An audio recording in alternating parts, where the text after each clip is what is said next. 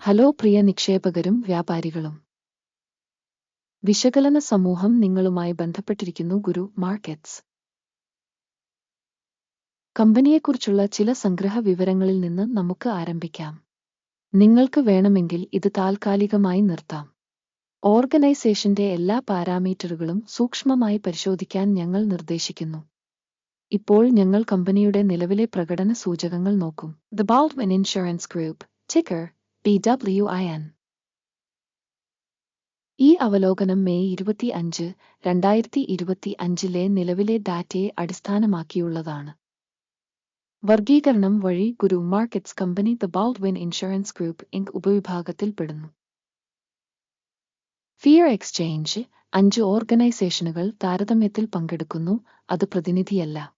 വീഡിയോയുടെ അവസാനത്തോടെ നമുക്ക് അന്തിമ തീരുമാനങ്ങൾ കാണാം.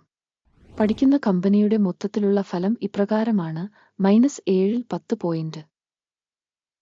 ഉപവിഭാഗത്തിനുള്ള ശരാശരി സ്കോർ 1.7 പോയിന്റ്. നിങ്ങൾ വിശാലമായി നോക്കുകയാണെങ്കിൽ പൊതുവെ മാർക്കറ്റിന്റെ ചട്ടക്കൂടിനുള്ളിൽ മൊത്തം വിപണിയുടെ ശരാശരി ഫലം 1.9 പോയിന്റാണെന്ന് നമുക്ക് കാണാം. കമ്പനിയുടെ -7 പോയിന്റിന്റെ റേറ്റിംഗിനെതിരെ ദ ബാൾഡ്വിൻ ഇൻഷുറൻസ് ഗ്രൂപ്പ് കമ്പനിയുടെ ഓഹരികളുടെ വിലനിലവാരം താരതമ്യം ചെയ്തുകൊണ്ട് the Baldwin insurance group inc ഉപവിഭാഗം കമ്പനികളും. കമ്പനിയുടെ ഓഹരികൾ 12 മാസത്തിലേറെയായി നമുക്ക് കാണാൻ കഴിയും. ദ ബാൾഡ്വിൻ ഇൻഷുറൻസ് ഗ്രൂപ്പ് 8% ചലനാത്മകത കാണിച്ചു.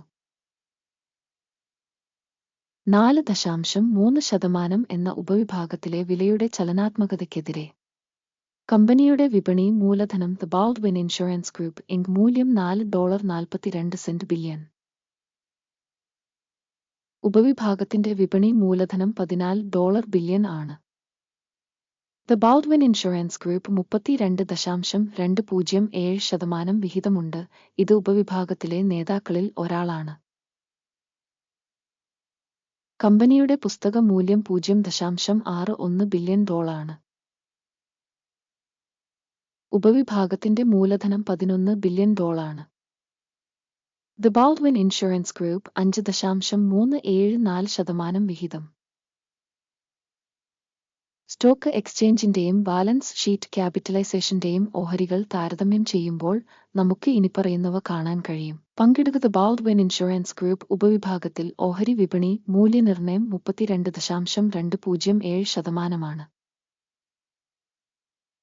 പുസ്തക മൂല്യം 5.374%.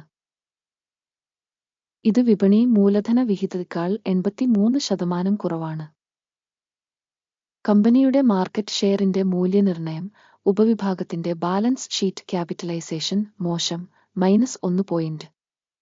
സ്ഥാപനത്തിന്റെ കടങ്ങൾ $1.578 ബില്യൺ ആണ്.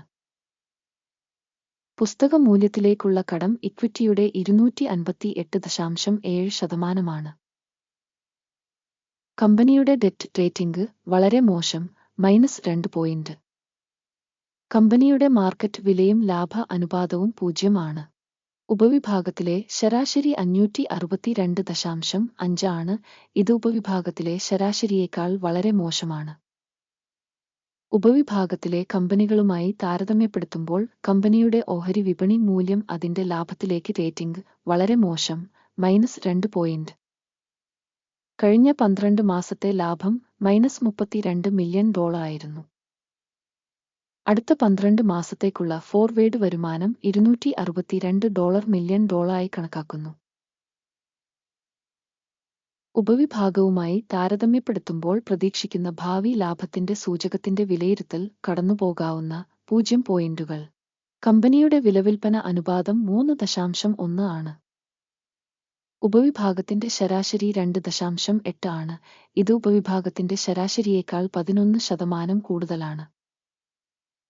ഉപവിഭാഗ സൂചകങ്ങളുമായി താരതമ്യപ്പെടുത്തുമ്പോൾ കമ്പനിയുടെ വിപണി വിലയും വരുമാന അനുപാതവും വിലയിരുത്തുക. പാസാബിൾ 0 പോയിന്റ്. കഴിഞ്ഞ 12 മാസത്തെ വരുമാനം $1420 മില്യൺ ആണ്.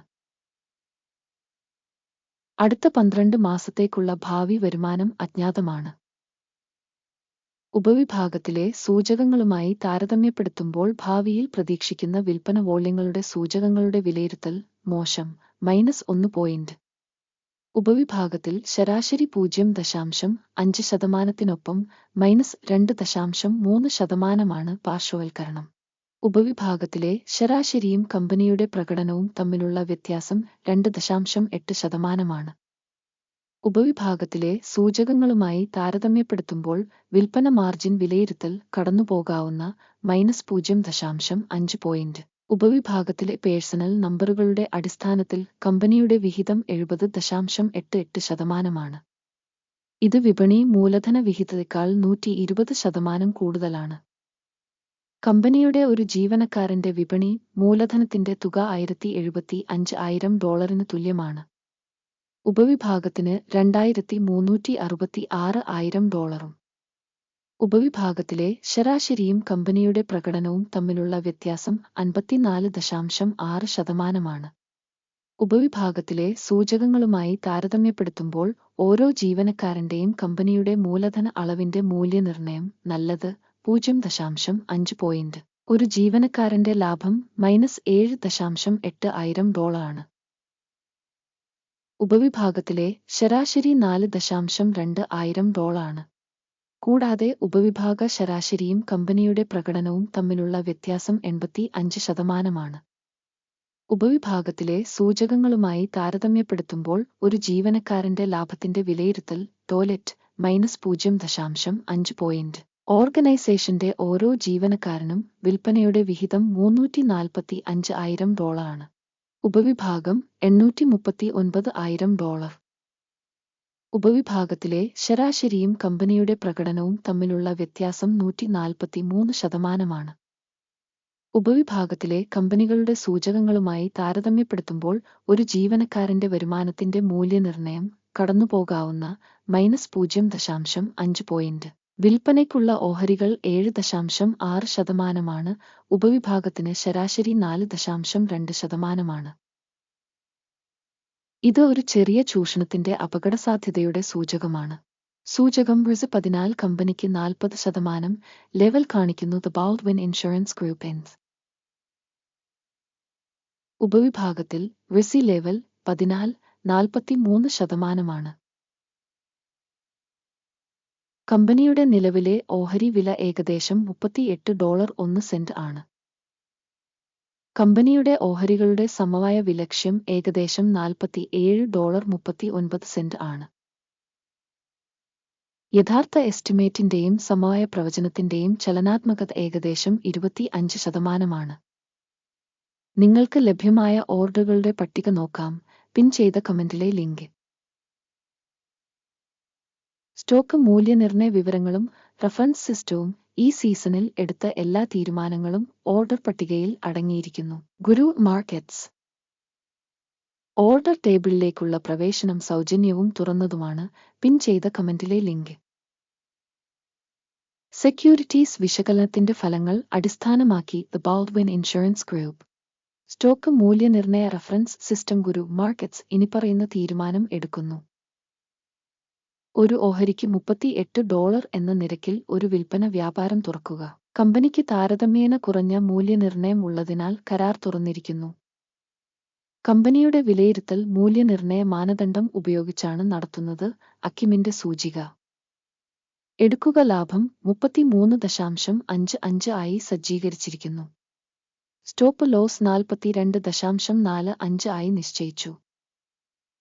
ലാഭം അല്ലെങ്കിൽ സ്റ്റോപ്പ് നഷ്ടം വഴി ഓർഡർ അടച്ചിട്ടില്ലെങ്കിൽ. ഈ സാഹചര്യത്തിൽ 2025 ജൂൺ 24 ട്രേഡിംഗ് സെഷന്റെ അവസാനം ഓർഡർ സ്വയമേവ അടയ്ക്കും. അല്ലെങ്കിൽ ഈ തീയതിക്ക് മുമ്പുള്ള അവസാന വ്യാപാര ദിനത്തിൽ. ടിക്കർ WTM പ്രധാന വാങ്ങൽ ഓർഡർ ആയിരിക്കും. പ്രധാന ഓർഡറിന്റെ വീഡിയോ ഇതിനകം ഈ ചാനലിൽ പ്രസിദ്ധീകരിച്ചിട്ടുണ്ട്. ഏതെങ്കിലും ഓർഡറുകൾ അടയ്ക്കുന്ന സാഹചര്യത്തിൽ പ്രധാന അല്ലെങ്കിൽ ബാലൻസിംഗ് മറ്റൊരു ഓർഡർ അന്തിമ വിലയിൽ അടച്ചു. ഈ വീഡിയോ കാണുന്നതിനും സഹായ സംവിധാനം ഉപയോഗിച്ചതിനും എല്ലാവർക്കും വളരെ നന്ദി. ഗുരു മാർക്കറ്റ്സ്. നിങ്ങൾ യഥാർത്ഥത്തിൽ ഈ ഗ്രഹത്തിലെ ഏറ്റവും മികച്ച പ്രേക്ഷകരാണ്.